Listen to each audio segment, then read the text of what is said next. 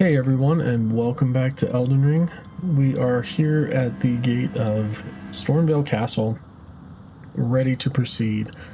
So at the end of last episode, we defeated Margit to make our way to the entrance here, and we passed through that little loop that took us to the other side. We got a few items, so I don't think there's anything this way.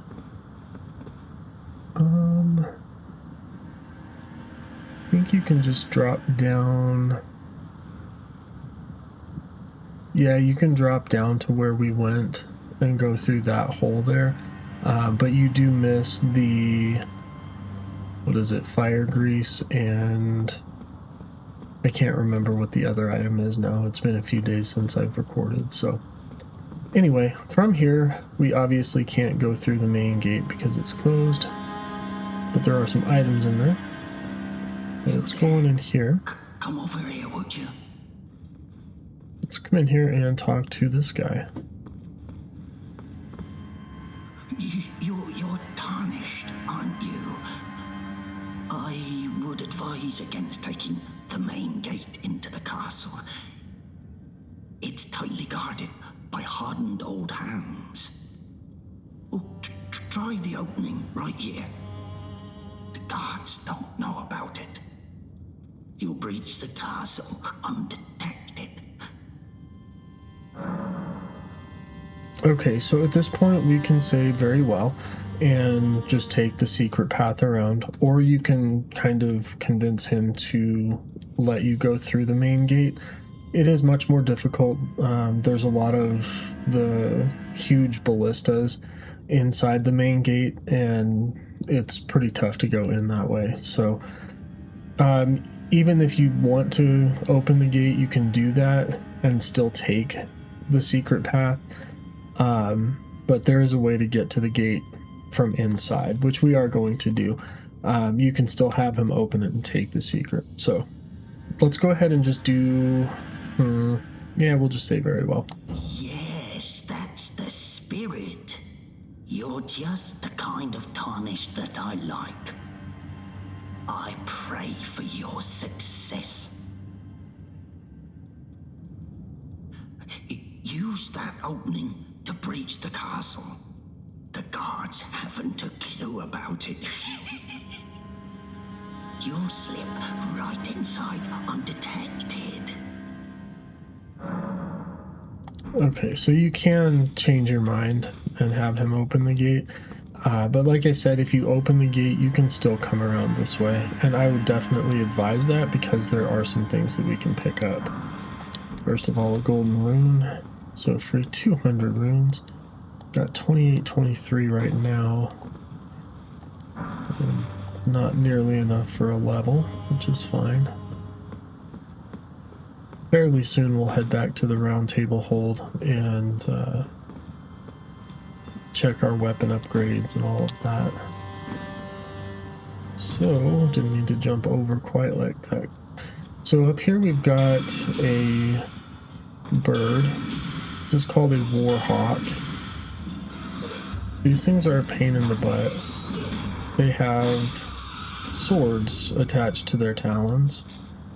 Got the Stormhawk feather, which is new, and flight pinions. Let's take a look at those. It is possible for them to drop the swords on their feet. It's called the Warhawk's Talon. There is a chance I'll pick one up. I have read that they're a pretty good dexterity scaling weapon. I have not used them myself, so if we pick one up, we might check out the moveset. Alright, so flight pinion is a material used for crafting. Flight feather of birds, commonly used for arrow fletchings. And this one is a feather from a hawk that lived as one with the storms. These feathers, enveloped in swirling winds, are often used for arrow fletching. So I don't know if I've mentioned the difference between the crafting items with the arrows and fletched arrows. I think... Let's see here. Yeah, it does say it in the description. So like the bone arrows, though the tip is certainly sharp, it does not fly particularly true. And then the feather fletching adds distance to the arrow's flight. So that's the difference between those types of arrows.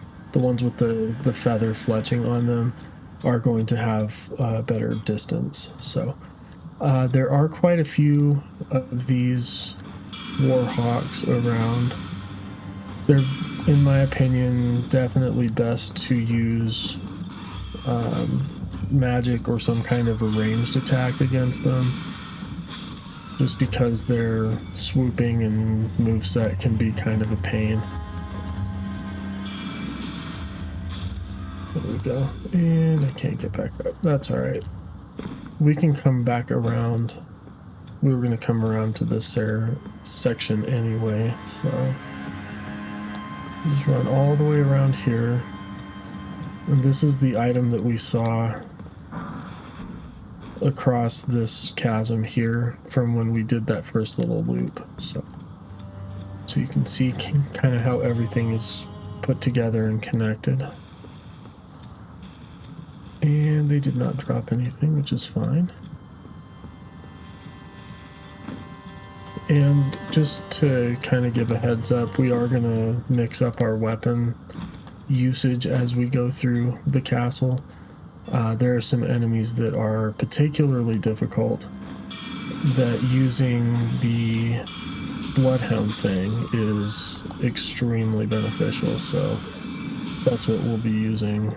Not for the whole area, but we'll kind of bounce back and forth. So I'm going to switch to two-handed so that I can block. Doing guard counters against them when they swoop down is a pretty good idea as well. So, and we got our first smithing stone 3, which is very good. And we'll go ahead and do that. You can heal if you want to. I guess there was really no reason to. There's a site of grace coming up, like just over. Oh, what was that?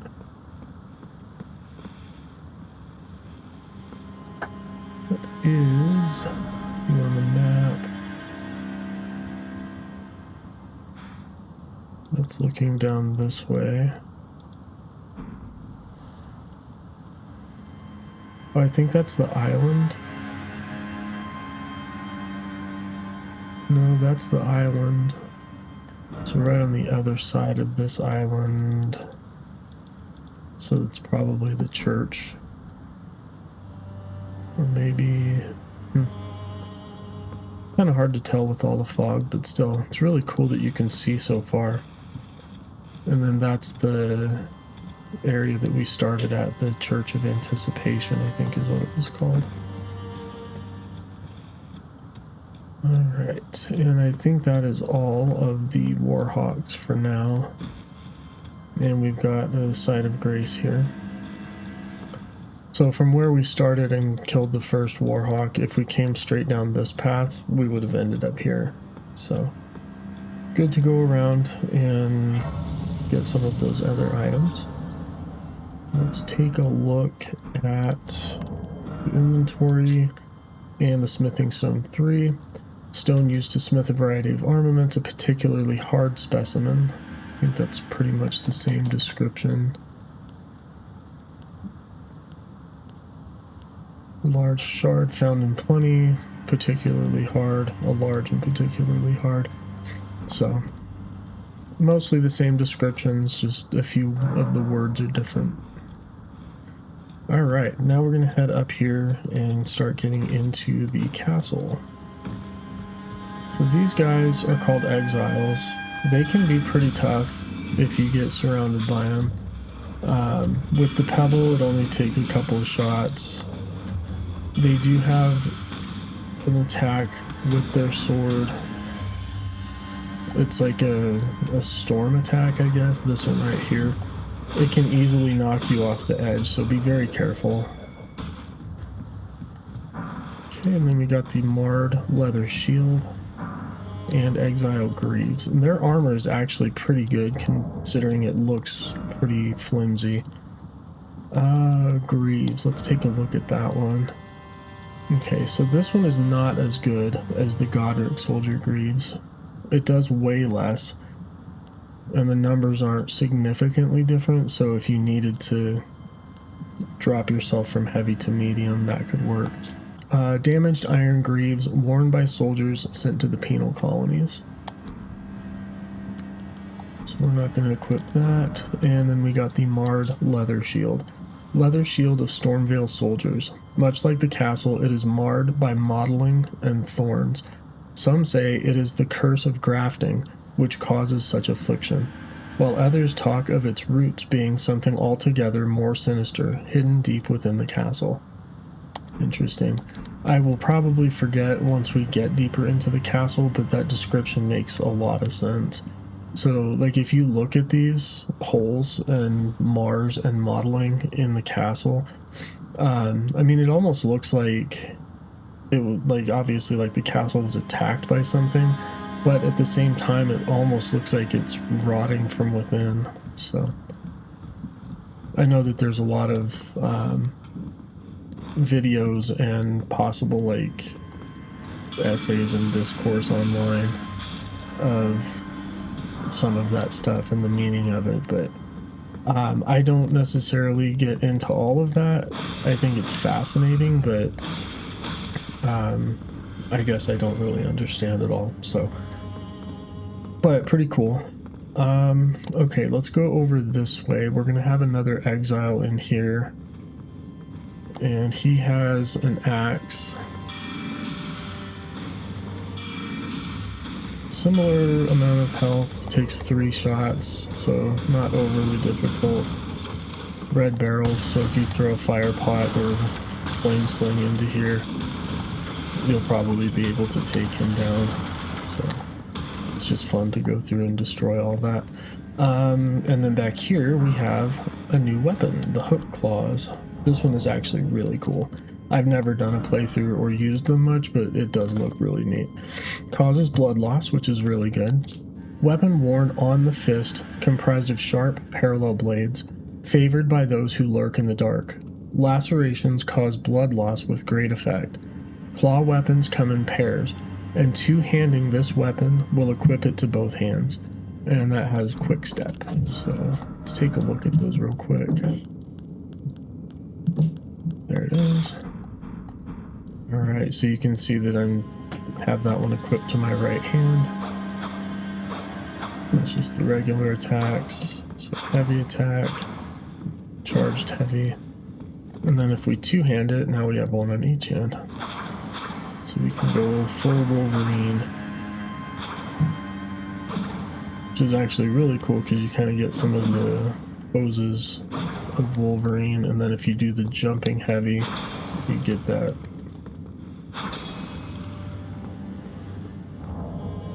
Pretty neat. We're not going to use that. We are going to continue with the katana for now. Or I'm sorry, the Uchi katana.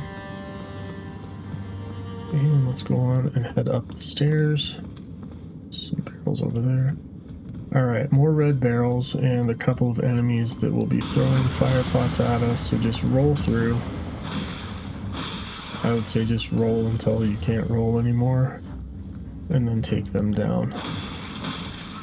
So we'll have one of the, what are they called? Like commoners, I think. And then another one up there. This one kind of loses track of you once you get to this platform, but just be very careful coming through. Back here there's another item, throwing daggers, and a fall that will kill you, so don't go that way. This door is locked, so we are going to work on getting the key for that. So you can see there's some more barrels, and there's another enemy up there. So we're going to go a different way around. You come up here and get St. Trina's arrows. We have heard that name before. Trina. Trina's lilies. Let's take a look. This one causes sleep buildup. Arrow carved to resemble a withered water lily. Afflicts targets with a powerful sleep effect. Priests of St. Trina use these arrows to spread their teaching. The sweet oblivion of sleep can become quite the habit. So, my thought even when I first played the game. And I think that this theory has been, I don't know if necessarily confirmed or corroborated. My theory was that where the Trina's lilies are kind of indicate an area where Saint Trina had been or visited. So I still kind of hold on to that. So that's where we started. We came up here and I shot the guy up here by this ladder. So if you're going to come around this way, probably a good idea to take him down just so you don't take a chance of falling. An unsheath attack on that one works pretty well. And then come all the way down here and we can jump back in. And now we are at the top of this little hallway, so we don't have to worry about him throwing fire pots and killing us because we rolled stupidly or whatever. So, continuing on up this way. Got a lot of commoners just kind of hanging out and sitting and waiting for us, so be careful of them. Nobody else here. And down this way just drops you back down to that platform where the locked door was. So, something to show you before we go inside that door. Let's drop down here to this platform and get a golden rune 2. And we can just safely drop back down here. Now, if we come back towards the very beginning and look at this tower over here, right above the fur on my helmet, you can see somebody sitting over by that tower. Now, we didn't really explore over there up by the tower, but he was not there before, so let's go down and talk to him, and we will realize that is the guy who led us to this secret path. And I don't know if his name is given at this point, but oh Lord Almighty, I forgot I had rested. Watch out for the warhawks. Good Lord, that could have been really silly. Alright, I will put a warning on the video before that. Alright, so let's talk to him. Oh, you. Oh, great. I'm glad you're here. Just a small reward. I was saving it for you. Please, it's all yours. Okay, and he gives us a grace mimic. Good, now let's be on our way, shall we? Wouldn't want the guards to spot you. Hop along, will you? What'll happen if the guards catch you strutting about? Well, I've already killed most of the guards. Hop along, will you? What'll happen if... Okay, so his name is Godrick, and we'll find that out later when we go back around to the front, or once we kind of loop our way back there and talk to him. His name will show up, so it's not like a spoiler or anything, but his name is Godrick, and he is sneaky and conniving, and you need to watch out for what he does. You will be able to spot him a few times coming through here. I'm not going to rest because I don't want to have to kill all these guards again. Anyway, be careful when you die. If you've taken the secret path, once you pick up your runes, I'm going to post the percentage if I'm wrong, but I think it's 30%. He will steal 30% of the runes that you drop. So be aware of that. So like if you've collected a lot of runes, so like right now 4,700, and he would potentially be picking up like, what would that be? For 10% would be 470, so like 1,500, probably a little more than that, that you would not get back. So be aware of that. He's also going to become a vendor in a little bit, so I mean, he has some items that are worth purchasing, but not a ton of great things. You can kill him. I would highly recommend not doing that, because if you follow his quest line through to the end, along with some of the others,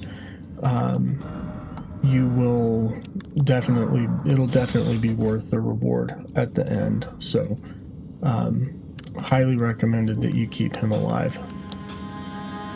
Okay, so just removing that claw mark seal has made it so that we're still in a medium load with the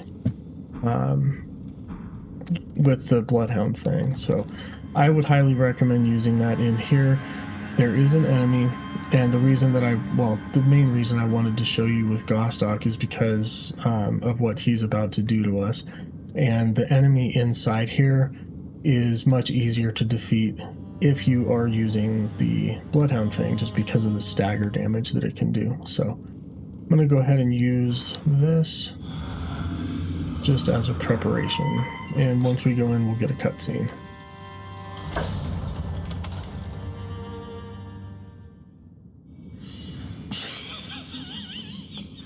Okay, and this enemy is and can be extremely tough. It is one of the Banished Knights. If you don't kill him the first time, which I will honestly say I got pretty lucky, and also coming in here prepared makes a huge difference. Sorry, my phone just rang and I had it sitting next to the microphone, so it probably heard the vibration. But anyway, if you come in here prepared, it's not as bad. He hits super hard, and we got his helmet. That is fantastic. So anyway, if you die, you'll be able to come in through here, crouch down, and sneak around this way, and sneak around the Banished Knight, and you'll be able to get a backstab to start the fight, which is a huge help. So we'll take a look at his helmet in just a moment. And then we're going to get the Curved Sword Talisman, which is really good. And then we'll get the Rusty Key. Alright, so let's go ahead and take a look at the items that we just got. First one we got was from Godrick, which was the Grace Mimic. A fetish indicating the guidance of grace. Similar to Grace, this fetish draws rays guiding the way, only without a sense of order. Useful as a last resort for those who have lost their way, or for use by those who believe that unrefined guidance will lead to truer encounters. I feel like I read that one before, but maybe it was just when I was practicing.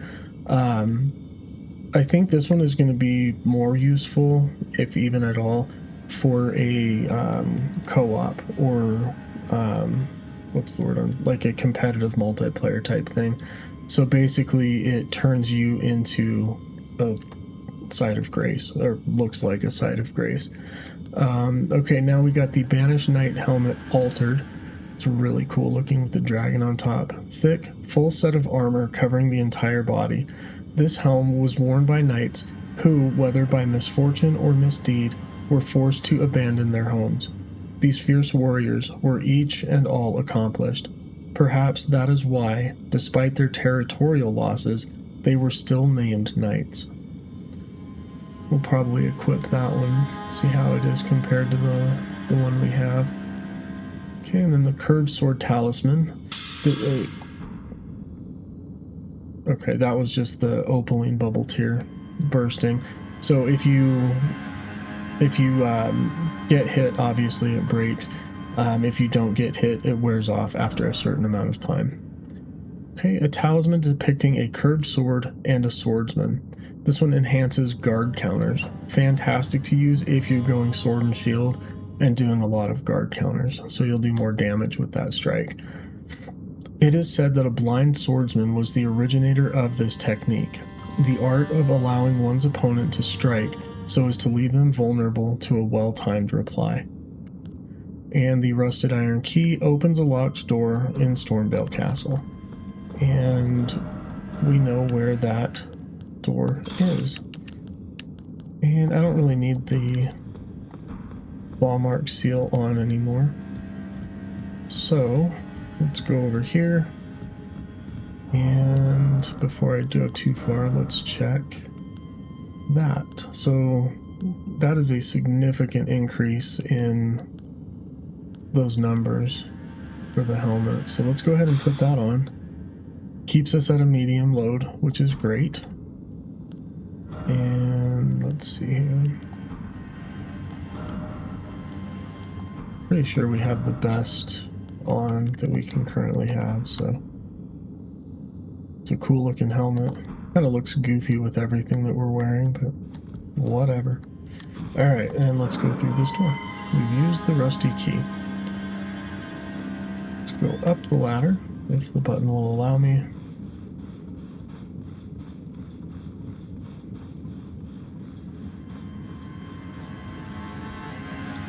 And head this way and turn to the right. Yeah, we'll go, that's the way that we want to go, so we'll go there momentarily. So to start with, jump across, be aware on your left, there is another commoner throwing fire pots. You can throw a fire pot or flame sling over towards him and break these barrels. They are the explosive kind, so. And we're gonna go get that item in just a moment.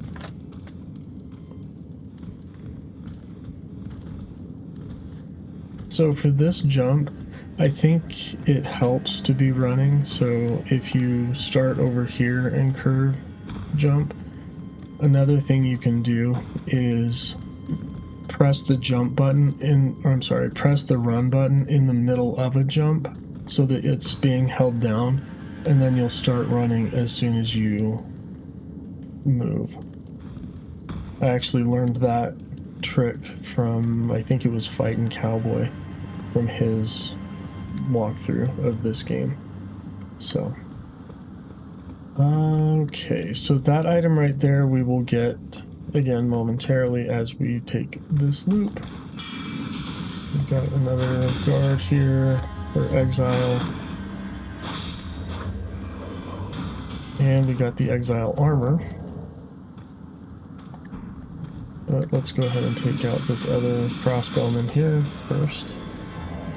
And take a look at that. Damaged armor draped with a large, deep red cloth worn by soldiers sent to the penal colony. And I don't think that this one is better. It's not. It's a little bit lower weight, and the numbers don't look significantly different, so if it's a matter of going from heavy to medium, you can do that. Or if you just want to go for a different look, that actually looks kind of cool. So I'll switch things up a little bit right now. Okay, and then over here there is nothing. And inside here is the item that we looked down on from up there. And that is the brick hammer. Which is this one, a great hammer. Weapon made from an ordinary stone brick, wielded by a laborer who led a rebellion and later became a champion himself. Even among other bludgeons of its size, this weapon is especially weighty. The strength of a giant is required to wield it, and it has barbaric roar, which I think that we've read on another one. So this one we can't use effectively, but even two-handed. But if you're wanting to use a great hammer and smash stuff, this one has a pretty cool moveset. So, back to Fauna. Alright. And now we drop back down and we're right by the locked door where the guard was. And I don't remember if I mentioned it, but when we went in, you could hear the laughing in the background. So obviously that was Godrick locking us into the room with that banished knight. And let's go ahead and continue.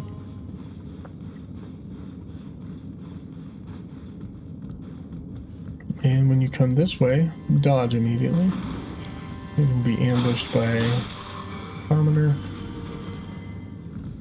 He's probably not going to do a lot of damage, but just be aware that he's there. Easy to get a quick jump scare. And there's another one sitting in front of this body. So we get a silver pickled fowlfoot, which we have not read yet. 4-toed foot of a fowl pickled in a silvery medicinal solution temporarily boosts item discovery. Since old times, the needy would scrape the meat clean even from a fowl's claw. So the gold one is going to get us more runes, and the silver one is going to give us a higher discovery rate for farming items. So when I was farming for the armor set from the Caden armor earlier in the game, if I had that, probably would have gotten those a little bit sooner. I don't know how significantly it increases the drop rates, but yeah, when you're farming for specific items, that can definitely help. So let's go ahead and crouch here and look around the corner. There's going to be another banished knight in here. This one has the pole arm or the halberd. In my opinion, this one is probably a little tougher than the sword one. So we're going to sneak past him for now, and we're going to drop down to this ledge and work our way over.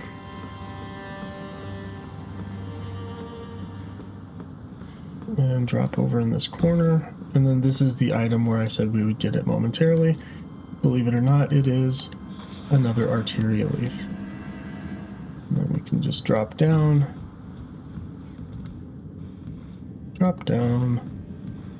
and we'll start this climb one more time. So if you want to fight that banished knight, I say absolutely go for it. What I would recommend before fighting him, though, is sneaking past him and up the stairs to the right, which is what I'm going to do, because there's another site of grace up there. So that way, if you die, you don't have to work your way through all of this stuff again. The advantage of working through it a second time is that you don't have to defeat the banished knight inside the small room, because you've already gotten the key. So, alright, so now that we're up here, we'll come this way and to the left, and we have a site of grace. So now, if we go down and fight him, then we will, if we die, then we'll just come right back up here. Let's check our level. Doing pretty good. Close to another one. Flasks are doing good. I don't think that we need to change anything up. But I'm going to go ahead and try. Nice, and we're still at a medium load with the Bloodhound Fang. I'm going to go ahead and try fighting him real quick. Oh, and there's an item over here. We can kind of work our way over. There's another gap there. And we can get a drawstring fire grease.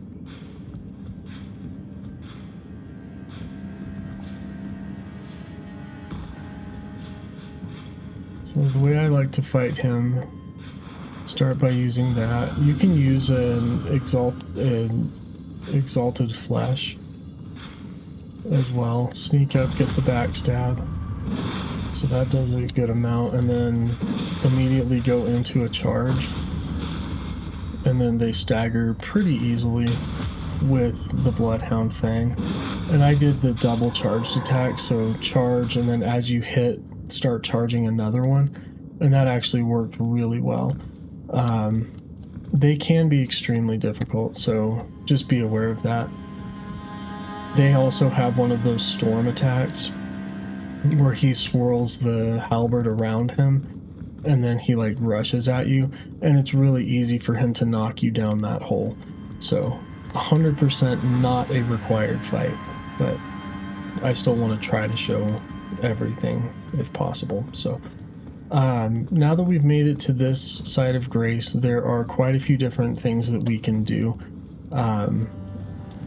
We can come out this way and go down that path, and there's 1, 2, like 3 different ways that we can go. Well, technically 4 if you run and jump down there, which I will be showing that. We can also come out here and go up. So there's a lot of different directions to go. None of them are necessarily right or wrong. But I'm going to try to clear the castle in its completion and like do everything and collect everything. So it is going to take a few more episodes to get to where we'll find Godrick the Grafted, but we will get there. So thank you for joining me. I hope you enjoyed this episode starting to go through Stormveil Castle, and I will see you next time.